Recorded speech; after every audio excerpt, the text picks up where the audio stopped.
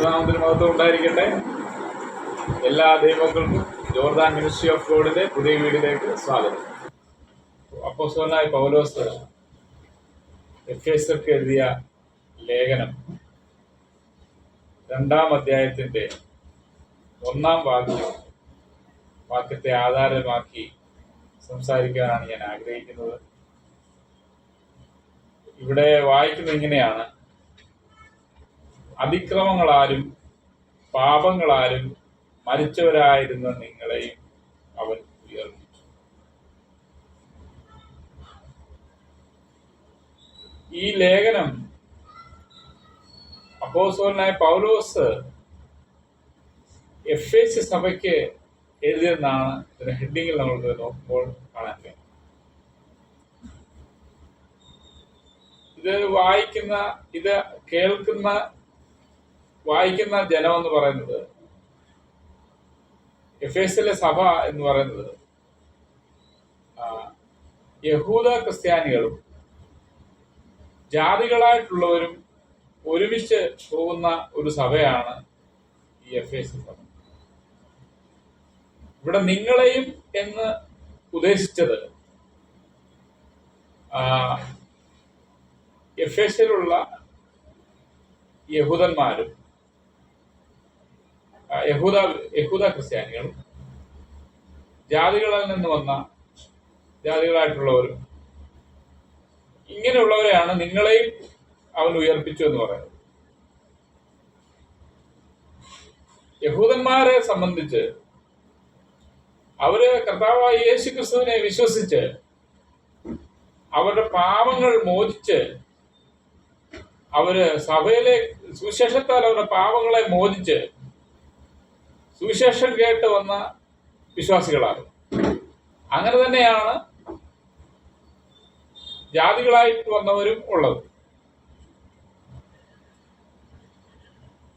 അങ്ങനെയുള്ളവരുടെ ശ്രദ്ധയ്ക്ക് അവരെ പ്രബോധനപ്പെടുത്തി ഉള്ള വചനമാകുന്നു ഈ എഫേസ്യർ 2-ാം ലേഖനത്തിന്റെ 1-ാമത്തെ ഭാഗം എന്ന് പറയുന്നത്.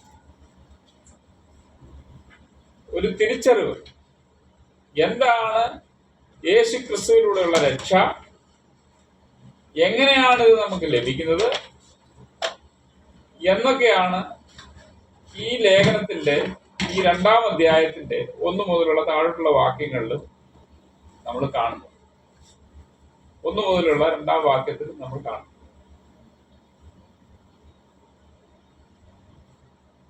അതിക്രമങ്ങളാലും പാപങ്ങളാലും മരിച്ചവരായിരുന്നു. യേശു ക്രിസ്തുവിനെ കണ്ടുമുട്ടുന്നതിന് മുൻപ്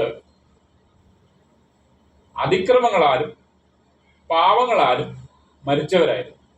എങ്ങനെയാണ് ലോകത്തിൽ മരണം കടന്നു വന്നത്? മനുഷ്യന്റെ പാപം മുഖാന്തരമാണ്.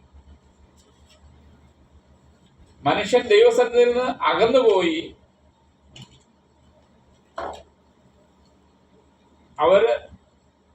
ദൈവസന്നിധിയിൽ നിന്ന് അകന്നുപോയി പാപം ചെയ്ത് ദൈവസന്നിധിയിൽ നിന്ന് അകന്നുപോയി ജീവിക്കുന്ന ജനമായിരുന്നു കർത്താവായ യേശു ക്രിസ്തു വരുന്നതിന് മുമ്പുള്ള കാലഘട്ടങ്ങളിലുള്ള ജനം.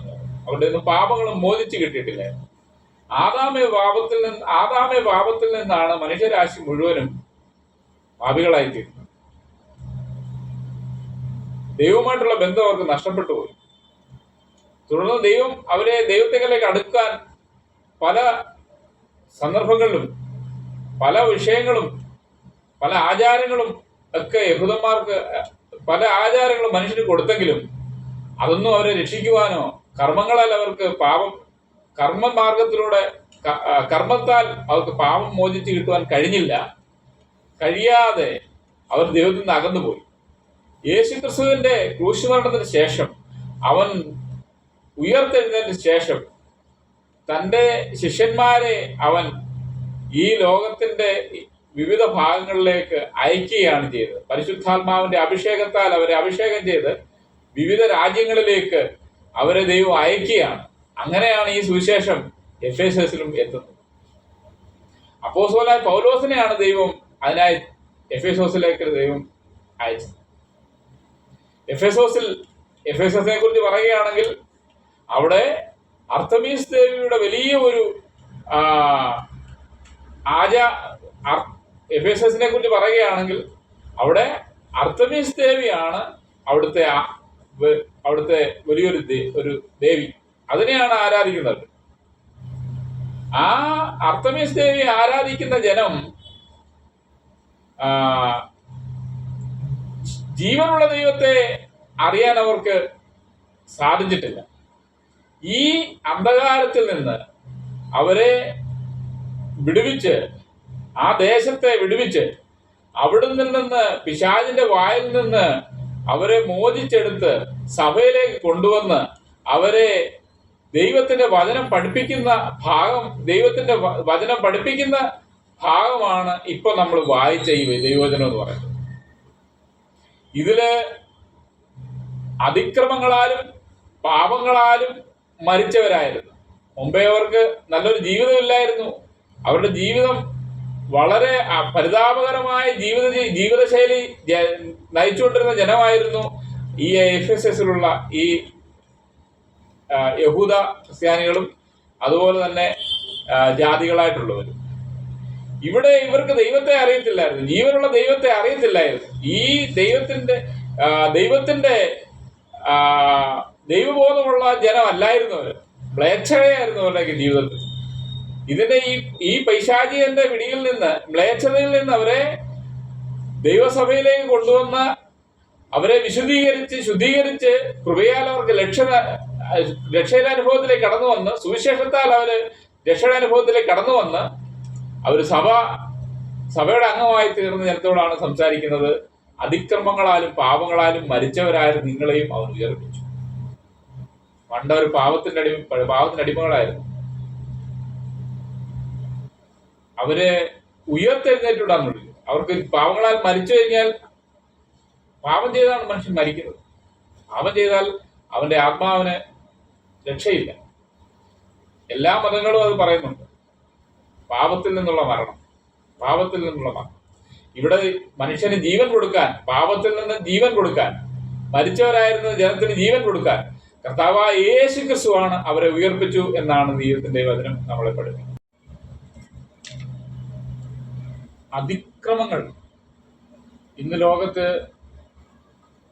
എവിടെ നോക്കിയാലും, രാവിലെ ന്യൂസ് പേപ്പർ എടുത്ത് വായിച്ച് നോക്കിയാൽ അവിടെ നമുക്ക് കാണാൻ കഴിയും മനുഷ്യന്റെ അതിക്രമങ്ങളെക്കുറിച്ചും പാപങ്ങളെക്കുറിച്ചും ഇത്രമാത്രം ലോകം അധപ്പതിച്ചിരിക്കുന്നത്. എന്താണ് ഇതിന് കാരണം? മനുഷ്യൻ ദൈവത്തിൽ നിന്ന് അകന്നുപോയി. അവന് ദൈവത്തെ അറിഞ്ഞുകൂടാ. ഇതിൽ നിന്ന് എങ്ങനെ രക്ഷപ്പെടാൻ കഴിയും? കർത്താവായ യേശു ക്രിസ്തുവിലൂടെ മാത്രമേ രക്ഷപ്പെടാൻ കഴിയുള്ളൂ. കാരണം മനുഷ്യന്റെ ഹൃദയത്തിൽ പാപം കടന്നുകൂടിയിരിക്കുന്നു, അന്ധകാരം കടന്നുകൂടിയിരിക്കുന്നു.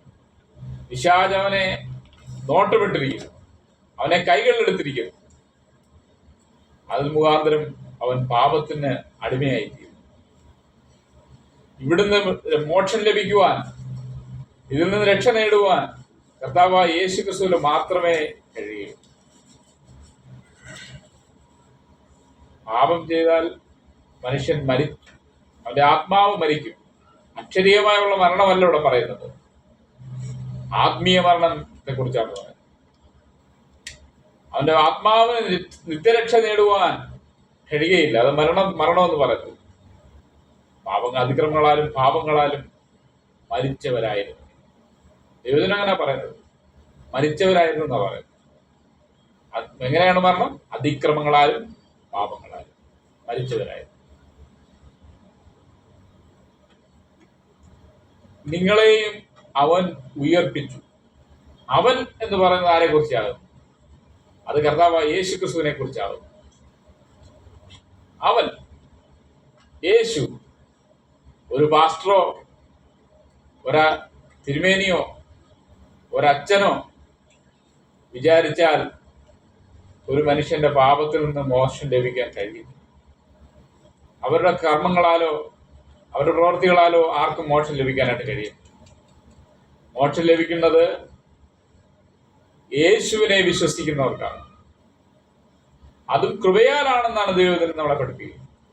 കൃപയാൽ അത്രേ നിങ്ങൾ വിശ്വാസം മൂലം രക്ഷിക്കപ്പെട്ടിരിക്കുന്നതാണ് ഇതിന് താഴെയുള്ള വാക്യങ്ങളെല്ലാം നമ്മൾ വായിക്കുന്നത്.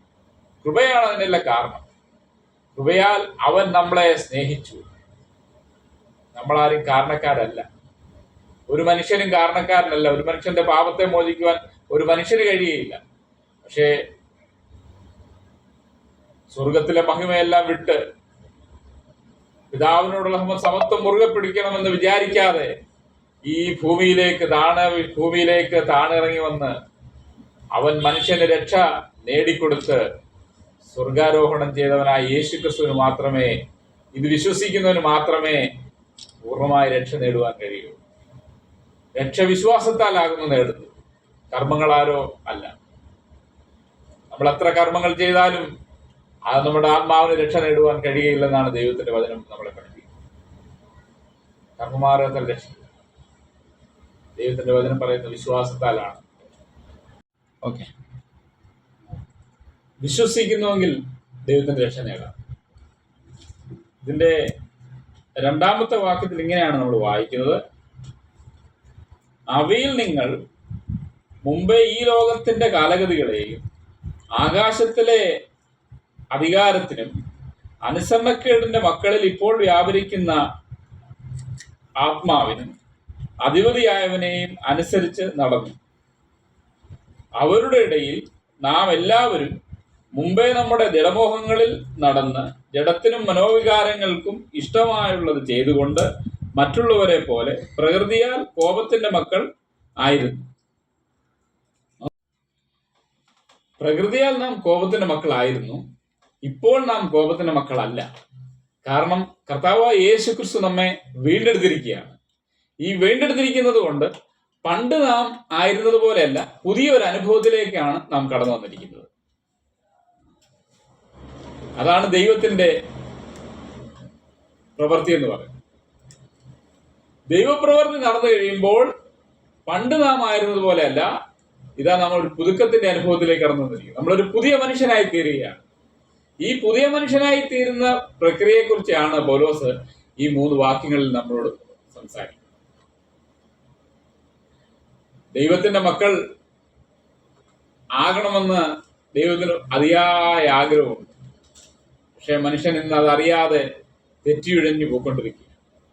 ദൈവത്തിലേക്ക് മനുഷ്യൻ എല്ലാവരും ഈ സൃഷ്ടാവായ ദൈവത്തെ അറിയണമെന്നും ദൈവത്തിന്റെ പ്രവൃത്തിയെക്കുറിച്ചും ദൈവത്തിന്റെ കർത്താവിന്റെ വരവിനെക്കുറിച്ചും ഒക്കെ അറിയണമെന്ന ആഗ്രഹമുണ്ട് ആ ദൈവത്തിന്.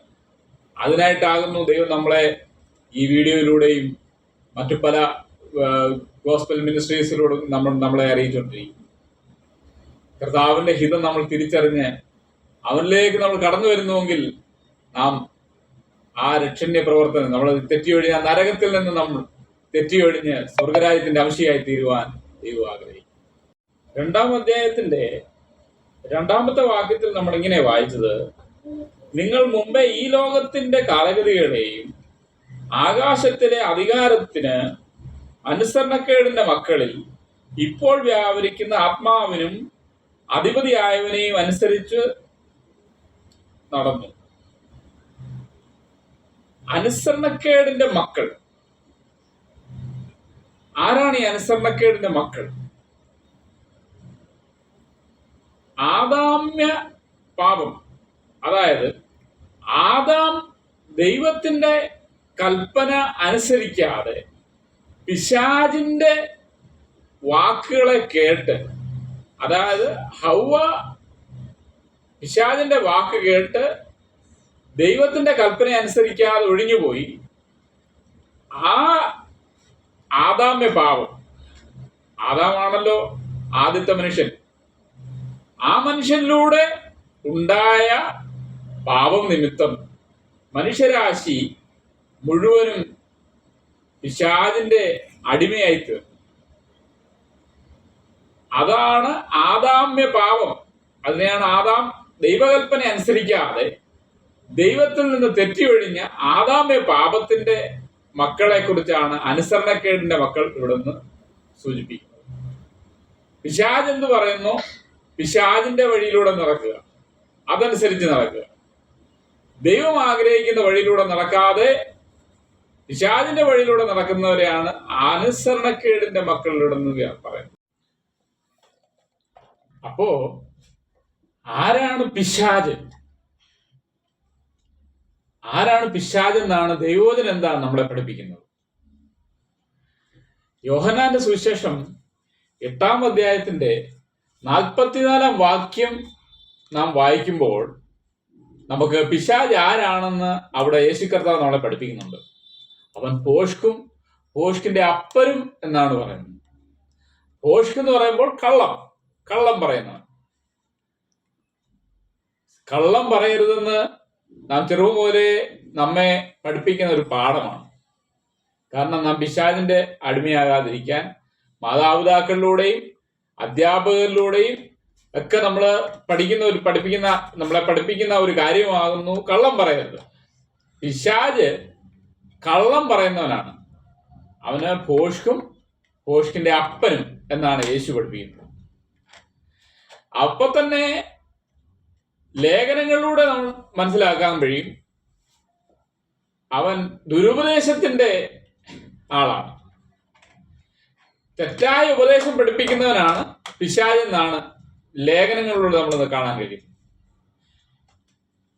അതുപോലെ യേശുവിനെ കർത്താവെന്ന് അംഗീകരിക്കാതെ, യേശുവിനെ ക്രിസ്തു എന്ന് വിശ്വസിക്കാതെ, ക്രിസ്തു എന്ന് പറയാതെ യേശുവിനെ കുറിച്ച് തെറ്റായ പ്രചരണം നടത്തുന്ന ആൾക്കാർക്കും പറയുന്ന പേരാണ് പിശാച്.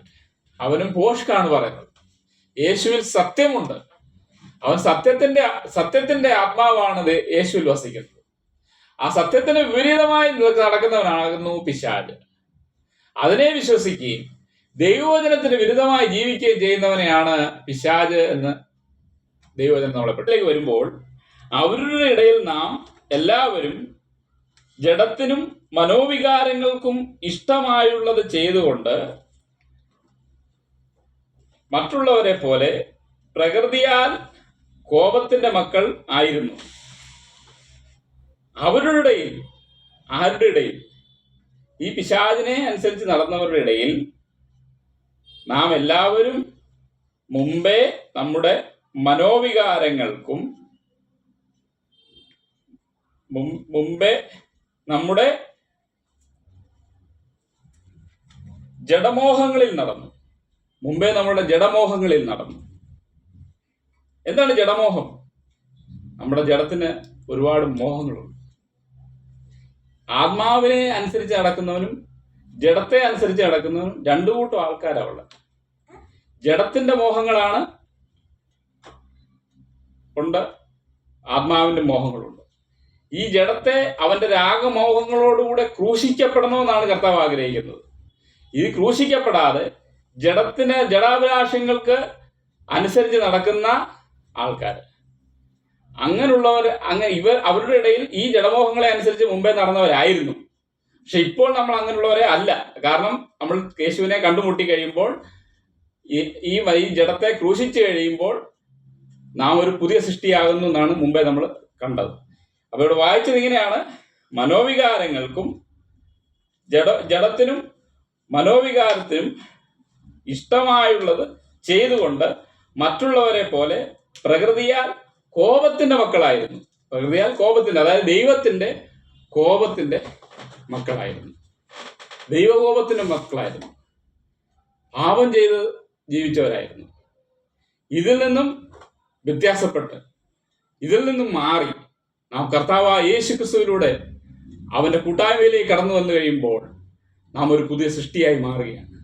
പ്രിയ സഹോദര, എന്നെ കേൾക്കുന്ന സഹോദര സഹോദരി, ദൈവം നമ്മളെക്കുറിച്ച് ആഗ്രഹിക്കുന്നത് നമ്മൾ ജീവനുള്ളവരായി തീരണം. ഈ ലോകത്തിന്റെ മോഹങ്ങൾക്കനുസരിച്ച് ജീവിക്കാതെ കർത്താവായ യേശു ക്രിസ്തുവിലേക്ക് കടന്നു വരുന്നുവെങ്കിൽ അവൻ നമ്മളെ ജീവിപ്പിക്കും, അവൻ നമ്മളെ ഉയർപ്പിക്കും. ആ ഉയർപ്പിന്റെ വ്യാപാര ശക്തി ഇത് നമ്മളിൽ പകർന്ന് ഈ ലോകത്തിലെ ജീവിതം മടുത്തു എന്ന് ചിന്തിക്കുന്ന ഹല്ലേലൂയ, നിങ്ങളോട് ഞാൻ പറയട്ടെ, ഇതായ ഒരു പുതിയ ജീവിതം നമുക്ക് തരുവാൻ കർത്താവായ യേശു ക്രിസ്തു അവിടെ നമുക്കായി കാത്തു നിൽക്കുന്നു. ഹല്ലേലൂയ. നമ്മുടെ ഹൃദയം അവനായിട്ട് സമർപ്പിക്കുന്നുവെങ്കിൽ നമ്മളിൽ നിന്ന് അധികമായ സന്തോഷം അവൻ പകർന്ന് നമ്മെ അനുഗ്രഹിക്കുന്ന ഒരു ദൈവമാണ് നമ്മുടെ ദൈവം. ഹാലലുയ കർത്താവിന്റെ പ്രൈസ് ദി ലോർഡ് ഹാലലുയ ഹിതമനുസരിച്ച് ഹാലലി നമ്മളെ തന്നെ നാം മാറ്റുന്നുവെങ്കിൽ, നമ്മുടെ ഹൃദയം കർത്താവിന് കൊടുക്കുന്നുവെങ്കിൽ അവൻ നമ്മെ മാനിക്കുക തന്നെ ചെയ്യും. ഈ വചനങ്ങളാൽ ദൈവം നമ്മൾ കണ്ണടയ്ക്കാൻ നമുക്ക് പ്രാർത്ഥിക്കാം. കർത്താവേ, ഈ വചനം കേട്ട എല്ലാ നിന്റെ മക്കൾക്കായും പ്രാർത്ഥിക്കും. ദൈവമേ, അവരുടെ ഹൃദയങ്ങളെ നീ അവിടുന്ന് ഉറപ്പിക്കുമാറാണെന്ന് പ്രാർത്ഥിക്കും. ഈ വചനം അവരുടെ ഹൃദയത്തിൽ രൂപാന്തരം വരുത്തുവാനായി പ്രാർത്ഥിക്കും. ഈ വചനം ഹാലലി അവർക്ക് പൂർണ്ണമായ ഒരു മാനസാന്തരത്തിന്റെ അനുഭവത്തിലേക്ക് വരുവാൻ തന്നെ സഹായിക്കണമെന്ന് പ്രാർത്ഥിക്കും. സാത്താന്റെ ബന്ധനത്തിൽ നിന്ന് അവരെ വിടുവിക്കണമെന്ന് പ്രാർത്ഥിക്കുന്നു. കർത്താവ് ആഗ്രഹിക്കുന്ന നിലയിൽ ആയിത്തീരുവാൻ തക്കവണ്ണം അവരെ ഓരോരുത്തരെയും സഹായിക്കണമെന്ന് പ്രാർത്ഥിക്കുന്നു. ദൈവകൃപയുമായി പകരുമാറാണെന്ന് പ്രാർത്ഥിക്കുന്നു. പാപബന്ധനത്തിൽ നിന്ന് വിടുവിക്കുമാറാണെന്ന് പ്രാർത്ഥിക്കുന്നു. അതിനുള്ള കൃപ നീ കൊടുക്കുമാറാണെന്ന് പ്രാർത്ഥിക്കുന്നു. രക്ഷാനുഭവത്തിലേക്ക് കടന്നു വരുവാൻ തക്കവണ്ണം സ്വർഗമേ നീ സഹായിക്കണമെന്ന് പ്രാർത്ഥിക്കുന്നു. ദൈവത്തിന്റെ പ്രവൃത്തി കണ്ട് സന്തോഷിക്കുവാൻ ഇടയാകണമെന്ന് പ്രാർത്ഥിക്കുന്നു. രോഗികളായി ഭാരപ്പെടുന്നവർക്കായി പ്രാർത്ഥിക്കുന്നു. കടഭാരങ്ങളിലായിരിക്കുന്നവർക്കായി പ്രാർത്ഥിക്കുന്നു. Praise the Lord hallelujah. Praise the Lord hallelujah. കുടുംബ തകർച്ചയായി ഹല്ലേലൂയ. പ്രൈസ് ദി ലോർഡ് ഭാര്യാഭർത്തൃ ബന്ധം ഹല്ലേലൂയ കർത്താവെ അവസാനിപ്പിക്കണം എന്ന് തീരുമാനിച്ചിരിക്കുന്നു. ദൈവോഷത്തിന്റെ വക്കിലായിരിക്കുന്നവർക്കായി പ്രാർത്ഥിക്കുന്നു.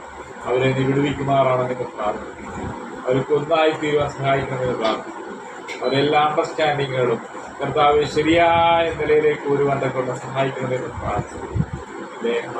കൂടുതലായി പകരുമാറാണെന്ന് പ്രാർത്ഥിക്കുന്നു. ദൈവത്തേക്കുള്ള ഓരോരുത്തരെയും മറക്കണമെന്ന് പ്രാർത്ഥിക്കുന്നു. പ്രാർത്ഥനകളോട് ഈശ്വരനാമത്തിൽ